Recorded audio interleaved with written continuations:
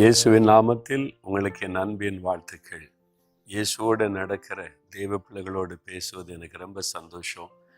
சரி, இன்றைக்கு ஆண்டவர் உங்களுக்கு என்ன வார்த்தை வைத்திருக்கிறார்? ஒரு அழகான ஜெபம்.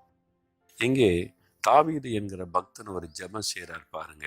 40ஆம் சங்கீதம் 17ஆம் வசனத்தில், தேவரீர் என் துணையும் என்னை விடுவிக்கிறவருமாயிருக்கிறீர். தேவரீர் நீர்தான் என் துணை, நீர் என்னை விடுவிக்கிறவர். ஆண்டவரை பார்த்து அழகான ஒரு வார்த்தை சொல்லுகிறார். இன்றைக்கு உங்களுக்கு ஒரு துணை தேவை. நீங்கள் வாழ்கிற இந்த வாழ்க்கையில், உங்கள் படிப்பில், வேலையில், பிஸ்னஸில் என்ன செய்து கொண்டு இருந்தாலும் உங்களுக்கு துணையாய் ஒருவர் இருந்தால் சந்தோஷமாக இருக்கும்ல. உங்களை தைரியப்படுத்த, ஆறுதல் படுத்த, பலப்படுத்த, வழிநடத்த அவர் தான் நமக்கு சரியான துணை. தாவீது சொல்லுகிறார், தேசத்துக்கு ஒரு பெரிய ராஜா, அவருக்கு படைகள் இருக்கிறது, பராக்கிரமசாலி இருக்கிறாங்க, பிரபலமான தைரியமான ஆட்கள்லாம் இருக்கிறாங்க.